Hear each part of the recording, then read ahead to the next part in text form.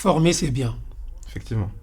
Former bien, c'est encore mieux. Effectivement. Ce qui nous ramène à la question suivante. Je vous La écoute. qualité de la prestation. Effectivement. Et donc, la démarche qualité, Mhm. qui est également votre domaine d'expertise. D'expertise, je sais pas, Salim. Je sais qu'en général, vous êtes assez élogieux avec les personnes que vous rencontrez, donc c'est une qualité. En revanche, on va pas parler d'expertise, mais on parlera plutôt finalement d'appétence et de volonté finalement de se parfaire et de maîtriser les aspects qui sont transcendants et qui sont indissociables finalement de ce que nous on fait. Donc nous, on est un acteur de la formation professionnelle continue, depuis quasiment 5 ans, finalement, on va être lié énormément à la réglementation. Cette réglementation-là, aujourd'hui, c'est l'État qui érige les normes et les standards, finalement, de la formation professionnelle. Donc, derrière moi, on a le Qualiopi, qui en date est le dernier référentiel qui a été publié et qui est aujourd'hui en vigueur pour l'ensemble des organismes de formation qui prétendent à avoir des fonds publics pour financer leur formation. Donc, la démarche qualité, aujourd'hui, c'est fondamental. On a parlé d'ingénierie pédagogique, il faut aussi une ingénierie en termes de qualité. On nous mâche le travail, l'État fait très bien son travail en réalité, puisqu'on a un référentiel, on parle d'indicateurs, on parle également de critères, et tout est détaillé pour pouvoir finalement avoir une norme, plus ou moins, et un cahier des charges, pour parler de façon plus brute, qui permet sinon de se standardiser.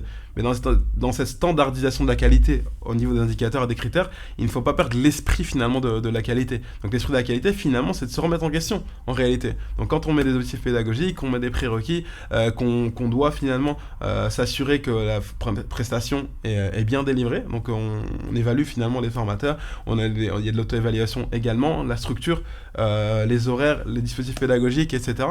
Tout ça en réalité c'est un ensemble qu'on a retiré plus ou moins finalement des organismes de formation pour appeler ça plutôt management de qualité, etc. Mais en réalité, toute personne qui est consciente des enjeux, elle doit finalement avoir ces fondamentaux-là qui lui permettront finalement d'améliorer l'organisation et la structure de son organisme de formation.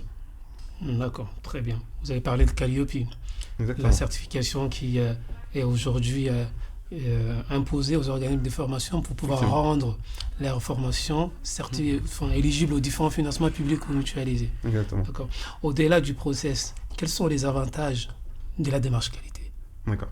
Donc au-delà des process, effectivement, c'est bien de sortir des process, mais moi je suis quelqu'un qui est quand même très attaché au process, puisqu'au final, pour pouvoir dupliquer une chose et faire en sorte de l'améliorer, il faut qu'il y ait des process qui soient assez solides. D'accord. Quand on voit une maison et qu'on est ingénieur, on se dit bon bah c'est très bien, elle a l'air jolie. Maintenant, quand on est ingénieur plus impliqué, on va regarder comment est-ce qu'elle a été faite, en combien de temps elle a été faite, quels matériaux ont été utilisés, etc.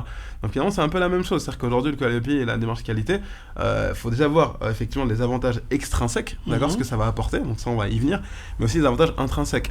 Et ces avantages intrinsèques-là, moi je suis amené à voyager pas mal, et quand je discute avec d'autres structures de formation dans d'autres pays, et ils me disent, bah en réalité, on aurait bien aimé être aussi cadré, finalement être aidé finalement à se structurer nous en termes de qualité. Donc en réalité, le référentiel national de qualité, c'est une opportunité pour organiser des formations pour pérenniser leur structure et faire en sorte finalement que toutes les parties prenantes, en réalité c'est ça, les différentes parties prenantes, que ce soit l'apprenant, le formateur, les équipes internes, l'ingénierie pédagogique, etc., que chacun trouve son compte pour solidifier les organisations.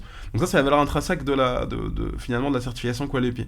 De façon extrinsèque, on va plutôt parler d'enjeux en termes de développement commercial, cette partie-là, puisqu'effectivement, on peut avoir un excellent organisme de formation en termes de pédagogie. Par contre, si on ne rencontre pas à un moment donné une demande de formation, ça va être difficile de pérenniser la structure. Donc en termes de façon très pragmatique, cette certification-là, elle permet finalement d'avoir accès aux différents dispositifs de financement en tant que structure, notamment au niveau des OPCO, du pôle emploi, etc.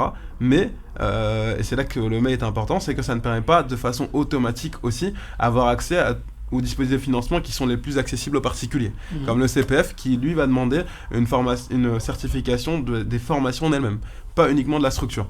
Donc effectivement, le Qualiopi, c'est un bel enjeu, un bel exercice pour toute organisme de formation qui est aujourd'hui de toute façon, je pense que plus de 60%, voire 80% d'organismes de formation qui se sont engagés, ils ont obtenu leur certification, donc ça veut dire que c'est possible. Ça veut aussi dire qu'au final, ça permet finalement de se conformer et qu'il y a comme cette volonté-là, au-delà de la volonté de contrôle et d'opportunisme qui existe. Mais voilà, l'idée c'est que de pouvoir en gros se positionner au niveau des financeurs et faciliter en réalité le financement des formations pour les apprenants qu'on va avoir.